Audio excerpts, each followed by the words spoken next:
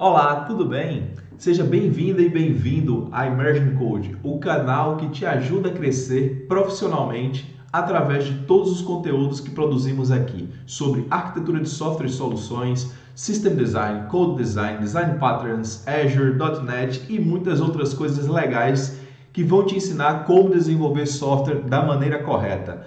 Tá? E a gente fundamenta tudo isso à base de princípios e boas práticas bem consolidadas no mercado. Eu sou o José Roberto Araújo e venho ajudando pessoas e empresas a construir software há mais de 2 décadas, tá bem?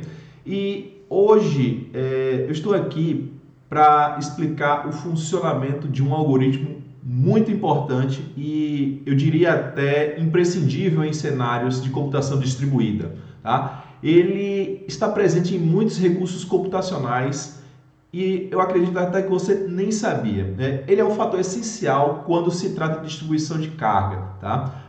Alocação de recursos e também de shard de dados, por exemplo. E neste vídeo eu vou detalhar o funcionamento do algoritmo Consistent Hashing. Então vamos lá para o nosso board digital.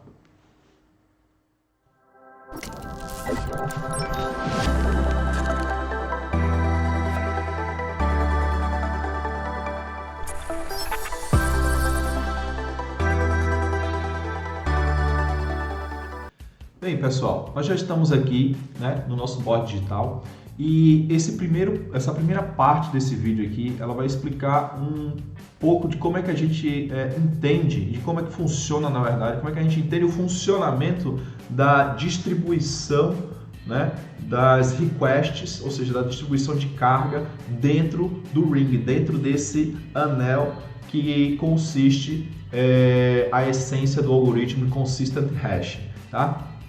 Aqui a gente pode perceber que existem várias posições, né? Então a gente tem N posições aqui, ou M posições, dentro desse ring, dentro desse anel. Esse algoritmo ele é muito utilizado, tá, em várias ferramentas que vocês utilizam no dia a dia. E a gente vai ver isso lá para o final do vídeo, e lá no final do vídeo você vai entender exatamente como o Consistent Hash funciona dentro de um cenário de computação distribuída, tá? A essência dele é trabalhar com um dicionário de dados distribuído com base no hash table distribuído, tá? E o que a gente vai ver aqui, na verdade, é como a gente entende o handle, ou seja, o gerenciamento de requests dentro desse ring. Tá? Então a gente vai ter aqui o nosso request ID chamado RX, tá? O RX ele sofre, não é, uma função de hash em cima dele e com base nisso o algoritmo sabe qual é a posição que esse request vai ser redirecionado, né?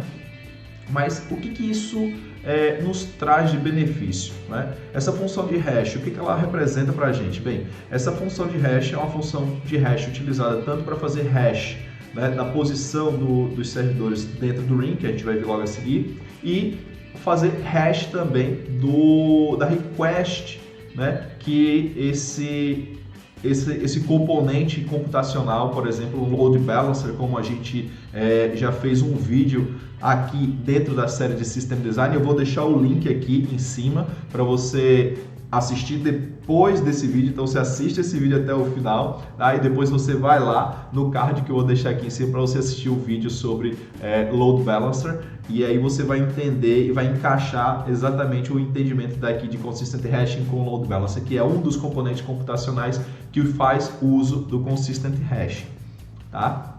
Vou tomar uma água aqui. Então, basicamente, o que a gente entende depois que a request sofre a aplicação dessa função de hash, né? A gente vai vir para cá e aí o que a gente vai ter aqui? Como a gente falou no início, cada posição dessa, cada quadradinho desse aqui é uma posição, tá? E o RX, como ele está aqui, ele foi alocado, né, pelo algoritmo dentro desse anel, né? Esse anel ele é uma representação visual de como esse algoritmo funciona, tá? Então, o que aconteceu aqui, pegando o nosso primeiro exemplo, a request ID RX sofreu uma função, foi aplicada a função hash em cima dela, ela foi alocada em cima de uma posição qualquer dentro do anel. E dentro desse círculo aqui, o RX foi alocado dentro dessa posição onde meu mouse está aqui, tá? Mas o que a gente precisa entender e saber o que acontece, na verdade, dentro desse círculo? Esse círculo funciona com base em requisições, mas toda requisição, como a gente viu, né, no Load Balancer e em outros vídeos aqui da série System Design, dentro dessa playlist de System Design, a gente viu que toda request entra para fazer uma consulta ou requisitar algo no servidor. Então, quando a gente entende isso, a gente precisa saber onde alocar esses servidores dentro desse círculo. Então, vamos supor que nós temos aqui 4 servidores, né? O S0, o S1, o S2 e o S3. Eu delimitei aqui, eu determinei, na verdade, alguns IDs com um numeral ordinal aqui, tá? 15, 18, 10, o outro servidor é 33, por exemplo, para facilitar a sua visualização sobre o entendimento desse algoritmo, tá? Então, beleza. O que vai acontecer aqui agora? Bem, primeiro, antes de eu explicar o que vai acontecer, eu queria fazer algumas explicações aqui, tá? Quando a gente está trabalhando com Load Balancer, a gente está falando de alocação de servidores, né? De IPs ou de DNS de servidores dentro desse círculo. Se eu estiver falando de dados, eu estou falando de distribuição das partition keys desses dados. Então, entenda isso de uma forma geral como alocação e distribuição de alguma coisa dentro de um servidor. Se a gente estiver falando de Load Balancer, eu estou distribuindo os servidores que estão atrás do Load Balancer dentro desse círculo. Se eu estiver falando de dados, eu estou distribuindo as partition keys dentro dos servidores, que é o que a gente vai ver mais adiante, tá? A distribuição desses servidores, ela é feita de forma uniforme, mas não necessariamente ela é feita de forma igual para todos, tá? E é isso que a gente vai ver aqui agora. Por exemplo, então, nessa terceira parte aqui do nosso diagrama, dentro do nosso board digital, a gente tem aqui, recapitulando, a request ID RX, ela sofreu um hash que com base na aplicação da função de hash, tá? Essa requisição, ela foi redirecionada para uma posição X dentro do círculo, dentro do ring, dentro do anel, tá? E isso acontece no formato de função horária, ou seja, funciona no sentido horário, como vocês estão vendo essas setas aqui. Eu coloquei esses números aqui para facilitar o entendimento, tá? Então, é como se a gente tivesse dividido isso em 4 quadrantes. Então, eu parto do ponto 0, vou no sentido horário do ponto 1, uma próxima requisição chega, ela parte do ponto 1, por exemplo, para o ponto 2, do ponto 2 para o ponto 3 e ela volta para o ponto 0, e isso é feito de forma sequencial, tá? O que eu quero trazer aqui é o seguinte, o ponto de distribuição desses servidores ou desses dados, eles são feitos com base em uma função. A função é f, vou botar aqui, f vai ser igual a 1 dividido por n, né? Então, o que vai acontecer aqui? Quando a gente está fazendo a distribuição dos servidores, né, e uma request acontece, como ela segue no sentido horário, imagine aqui, ó, que a request RX vai consumir os dados que estão no servidor 0, A request RY vai consultar os dados que estão no servidor S3, a RZ no servidor S2 e a RT no servidor S1. E aí você pode me perguntar, Roberto, por que esses servidores estão distribuídos, já que eles são distribuídos de forma uniforme, mas nem tão uniforme assim, e isso pode trazer alguns problemas para a gente, como a distribuição de forma não igual para os outros servidores que são adicionados dentro do cluster, tá? Mas com base nessa funçãozinha aqui de hash em cima dos servidores, ou seja, a gente aplica hash tanto nas requests quanto nas funções para a gente identificar os servidores, tá? Então aqui eu tenho o ID do servidor 15, eu aplico o hash em cima do 15, eu trouxe um número qualquer que eu elegi aqui como 55, como sendo resultado dessa função de hash h de 15. Eu aplico um módulo aqui, tá?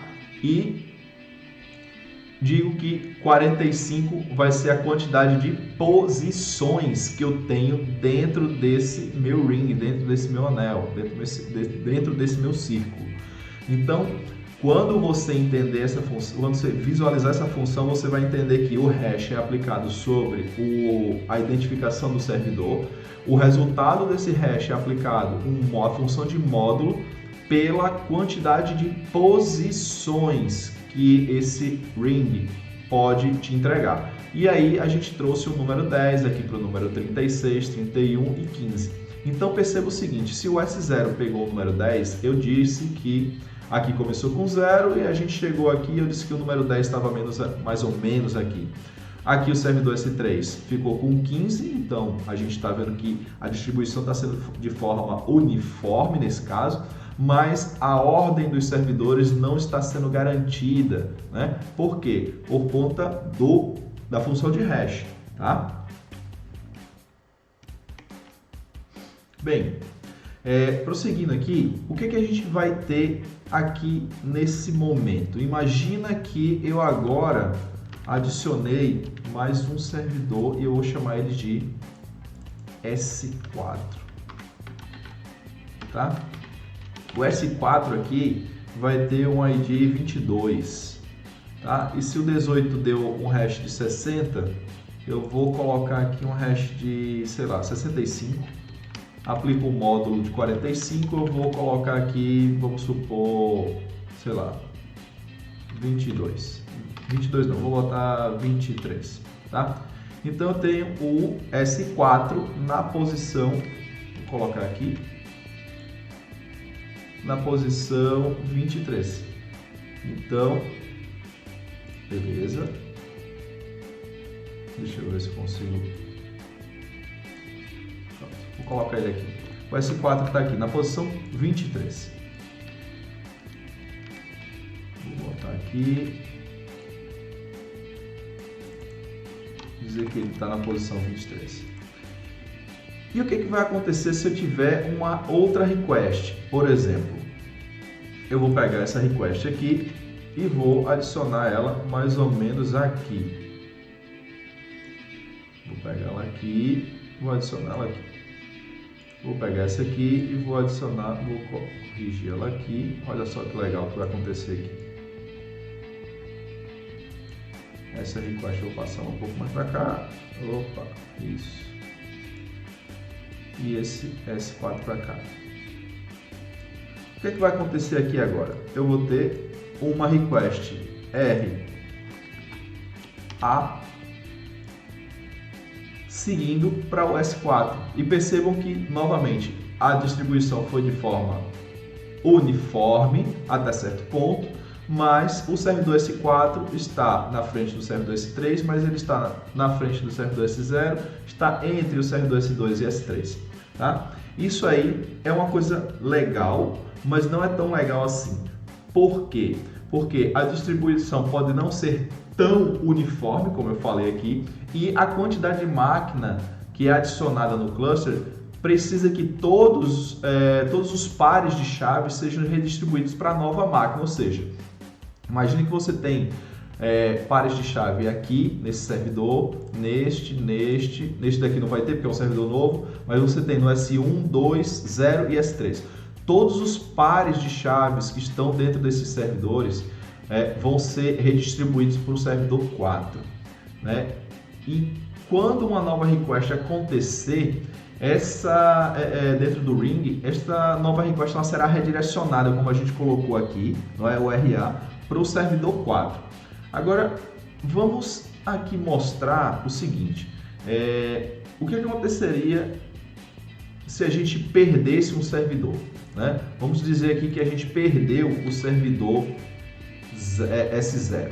Então, essa request RX, ela viria para cá, para a request para o servidor S3, ou seja, o servidor S3 teria duas requests, ou seja, a carga desse servidor teria duas requests em cima dele, teria duas cargas. O servidor S4 teria uma carga, o servidor S2 uma carga e o servidor S1 uma carga. E aí, nesse caso, a gente entende que foi resolvido o problema, né, das requests e da distribuição de carga desse algoritmo. Só que não. A sua Eureka, nesse momento, não funcionou. Por quê? Perceba só o seguinte, se parte das chaves, não é? Olha, perceba só, parte das chaves do servidor S0 foi redistribuída para o servidor S4, essa request RX, ela foi redirecionada para o servidor R3. Mas a parte das chaves do servidor S0 que ficou off foi retirada do cluster por algum motivo, porque faltou energia ou deu crash na máquina, enfim. Não existe, essas chaves não existem no servidor R3, ou seja, a gente acabou de gerar uma inconsistência dentro do cluster. Então, como é que a gente resolve essa questão? Bem, essa questão ela é resolvida com a utilização de réplicas, tá? A utilização de réplicas, seja de máquinas de mesmo grupo, ou seja de máquinas que trabalham com a mesma partition key, ou seja, são réplicas de servidores que vão ser distribuídas de forma igual e de forma uniforme, fazendo com que a distribuição das chaves seja feita de forma também uniforme entre esses servidores. É exatamente isso que acontece com as réplicas na base de dados Cassandra, com as réplicas em base de dados de sharding de MongoDB, de RavenDB, de Kafka, de, sei lá, RabbitMQ, por exemplo, de Load Balancer, quando a gente tira um cluster, quando a gente tira de dentro do cluster uma máquina e recoloca outra máquina, essa máquina também é distribuída de forma uniforme, como a gente está vendo. E aí, utilizando réplicas, a gente aumenta a uniformidade com que os pares chave-valor são mapeados, né? Ao invés de a gente estar pegando, como a gente fez aqui, por exemplo, nesse nosso segundo exemplo aqui, mapeando um servidor para cada posição dentro do Ring e gerando aqui inconsistência caso um desses servidores fique fora do cluster porque ele deu crash, por exemplo, a gente aqui está trabalhando com o conceito de réplicas. O conceito de réplicas é muito bem-vindo e é muito bem utilizado quando a gente está aplicando o algoritmo de Consistent Hash, tá? E além disso, a gente garante que ao adicionar um novo servidor, um pequeno número de pares de chave-valor são distribuídos de cada uma das máquinas, ou seja, a gente colocou aqui, por exemplo, o servidor S2. Né? Perceba aqui, eu tenho S2, S2 e S2. Tá? Esses servidores aqui, eles vão receber de cada uma dessas máquinas aqui, por exemplo, S0, S3, S1, parte dos pares chave-valor que eles têm, vão ser redistribuídos para os servidores S2, S2 e S2. Mas, Roberto, por que os servidores S2 foram distribuídos dentro dessas posições? Por conta da aplicação do algoritmo de hash. né? Porque o que vai acontecer aqui? Vamos pegar uma parte desse algoritmo aqui e vamos colocar aqui para você entender. O que acontece aqui, neste caso, é que eu aplico o hash e depois eu aplico o hash novamente. E essa técnica de aplicar o hash em cima do hash para a gente ter posições, na verdade, diferentes para cada um dos servidores, ela é aplicada em cima desse algoritmo aqui, que é utilizado também pelo Consistent Hash chamado K-Hash Function. Então, esse algoritmo é um algoritmo que aplica o hash em cima do outro hash. E isso nos ajuda a ter distribuição de forma igual, né, uniforme, dentro da máxima possibilidade que o Ring possa nos entregar, tá? E isso também garante posições muito próximas. Nesse caso do exemplo, eu não coloquei elas muito próximas, mas o algoritmo garante que elas vão ter alguma proximidade, mediante, por exemplo, se a gente estiver numa região de geodistribuição, essas máquinas elas vão procurar ser alocadas, né, dentro das regiões mais próximas uma das outras, para garantir que a distribuição de carga, a distribuição de chaves, valor, sejam feitas de forma uniforme entre as máquinas, garantindo que a gente ganhe aqui flexibilidade, por exemplo, melhor eficiência na distribuição da carga e dos dados, tá?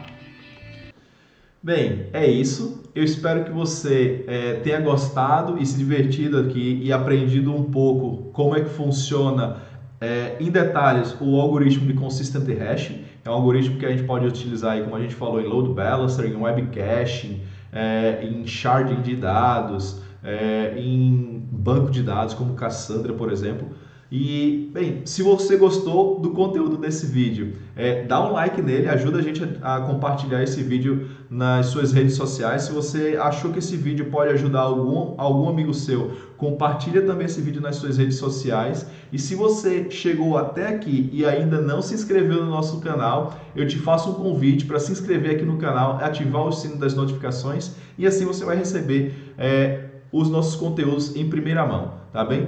Não se esquece também de se inscrever no nosso grupo oficial do Telegram, porque a gente começa a distribuir primeiramente os conteúdos lá, como promoções para os nossos cursos da Emerging Code, nossas lives aqui e outros assuntos que a gente compartilha conhecimento lá no nosso grupo do Telegram, tá bem? E eu vou ficando por aqui, até o nosso próximo vídeo.